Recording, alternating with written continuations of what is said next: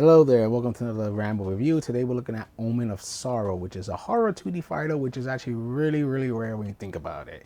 The only other ones I can think of is the fan game Terrordrome, Mortal Kombat's guest characters, if you want to count that, and the game that Capcom seems to not give a shit about, Darkstalkers. You know, unless you count like 3 characters from there, like Morgan and so forth. Uh, you have about 12 characters to pick here. 2 of them are unlockable, which are really easy how to unlock them. One is by just beating the arcade run, and one is by doing a special move before the final fight in arcade run, and then you got them. There are 12 characters you can mess around with, and you have like your horror themed characters. So you got your Dr. Jekyll, Mr. Hyde, you got your werewolf, you got your priest, you got your angel, you got your Frankenstein's monster, you got your headless knight, you got your Gorgon, and others. When it comes to modes, you have not that much. You have a story mode, which I give them props for trying to do one, but when I was playing through it, I didn't really care what was going on, and nor did I understand what the hell was happening. I just kind of played through it, and so the story, there are 3 of them to play at first, and then you unlock a secret one once you unlock the Headless Knight. They're rather fast. I am pretty damn forgettable. I did not care. Again, I gave them props for at least trying, but it didn't leave that much impact there. And also what was weird about the story mode is it's kind of glitchy compared to the actual game. Like if you dive into the story mode before you even play like a regular arcade run, don't judge the gameplay from there, because there's technical issues in which some of the story mode levels run extremely slow. Like you feel the slowness of the characters, and there's also weird glitches too. Like the blood lady, her hands that's supposed to be covered in blood won't have her blood, and her blood dragon that attacks is invisible. It's like a weird technical glitch. And I even checked the levels I was slow in the start mode. I went right to the versus option, and it was night and day. So don't judge the gameplay from the story mode itself. It's best to judge it from like everything else. The story mode has a weird ass glitches and everything. Also, the person who does like the narration of the voiceover, I mean, she's trying. She really is. I mean, bravo, I give it to you. You sound like you're trying, but she sounds so awkward. And then another weird ass glitch in the story mode is sometimes after like the narration part, it would repeat the line like 2 or 3 times for no reason. It's just some weird audio glitch. The other mode is you have your arcade mode, which is I believe 9 fights you go through. There's a little text intro for every character. I kind of wish there was an ending, because the text intro kind of tells you that. Like that, not tells you, but it gives you the feeling that there's going to be like at least a text ending, or at least text ending in picture or something. But there's nothing. You beat the game on the arcade mode, and it says thanks for playing, and that is it. It kind of disappointing. I mean, what was the point of the text in the beginning for the character? They weren't gonna like bookend it with anything. Then you have your training mode. For your regular old training, you want to just mess around with character. There's also a video tutorial that tells you all the mechanics of the game itself. If you want to run through that, it's actually pretty fast. It's not a headache or anything. It's like 12 videos. And it's actually, yeah, again, it tells you the mechanics. It's actually pretty helpful if you understand what the fuck was going on.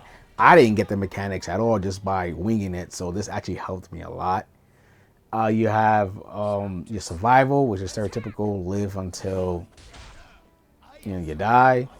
And then you have online, which it's pretty dead. Like I tried morning, afternoon, and night, and I could not find a game at all. The online in this game is freaking dead. Now let's go on to the actual gameplay itself, which is actually really fun, which makes me disappointed that the online is so damn dead. I actually enjoyed using a lot of characters here. I like my favorite characters were Dr. Jekyll, Mr. Hyde, who is he's a grappler, also has like mixing potions, so it's really themed to the character. That status effect, so you can slow down your characters. You could throw a vial that has an extra hit in it. You could poison them. It's really fucking cool. And he's also a grappler too, so he's meant to, like, I guess, slow down, get in, grab, do some major damage. It's insanely fun grabbing them and dragging them on the floor and everything. Then my other favorite is the werewolf, which is, I guess you could say, is the ring of the game. It's very fast and agile, has like berserk claw, a little command grab. It's really fun to play with. And I like Adam, which is the Frankenstein monster, who's again a strong he's slow as hell, but he's a strong grappler, knows how to play keep away with his electric field. It's really fun using him too. And the Angel Girl, which I can't pronounce, she's actually really fun. Fun using her. The combos, I was just like, wow, you could really pull this off. It's big damage for just as long as you use the bar and everything. Now, the characters aside, the core combat, like I said, is fun. You can do little combos. There's the thing that's, I guess, separates this from other fighters. They have a meter on the left hand side. You might notice when it's blue, it's called, damn, I think it's called Fate or something like that. Just forget it. When it's blue, that means you're filling it up, and you could use that for cancels. These cancels are basically so you could connect more moves, but when you use it, it goes down. If it goes down too much, you can become doomed, which means you turn purple and you can't do no specials, you can't do no grabs. If you try to block, it'll break your opponent will break your block and just do more damage. This the best way is just to keep on offense. This game is really not in favor of turtling in a fighting game, because the more you block and don't take any action, the lower that meter goes, and you can get doomed and then get punished for blocking so damn much. So because since it could break and everything like that, so it's best to keep on at least on the offense. This is more of, I guess, a heavy offense game. Defense is not really wise. Another thing is the sigil, which is like this little symbol that's next to said bar, which you could build up while just doing any action, attacking, blocking, so on and so forth. When it's filled up, it can actually take the place of your special meter, because of course you got also special meter there in the bottom. There's 2 bars to it. You can do EX moves and such, which is basically more powerful moves than certain moves. You can also do supers. There's a level 1 super, which is just a regular super claw attack, and then there's a level 2 super, which is more visually dramatic, so it's like a little cutscene and everything. So it's all about meter management here. And if you want, you can actually use that sigil to replace that said meter. So you could do a level 2 or level 1 with the sigil. You could also activate basically a mode that gives you infinite bold cancels for a limited time. This could also happen with the regular blue meter I was talking about, but it's a little harder to fill that up to max to get that. With the sigil, you can activate it right away. Once you have that full, again, it's easier to get and do a bunch of bold cancels and connect a lot of crazy freaking moves. When it comes to balance, I can't really say the game is unbalanced or not. All I got to go by is just playing with the arcade mode, and that's really it.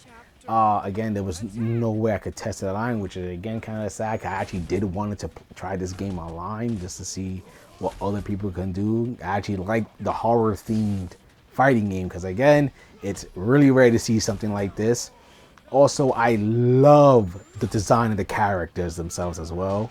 All of them look unique from one another. Of course, it's taken from the Frankenstein monster, so the guy who's stitched up. Werewolf is werewolf. You got vampire guy, so on and so forth. But all the designs are really good, and this game is not ugly whatsoever. I actually really like the levels too. Everything screams the horror theme that they were going for. They succeeded in that. If that's one thing you could take away, even if you don't like the combat that much, is they did a real good horror themed fighting game with a good amount of cast of characters. I mean, it's 12 for the first game. That's, to me, that's really good.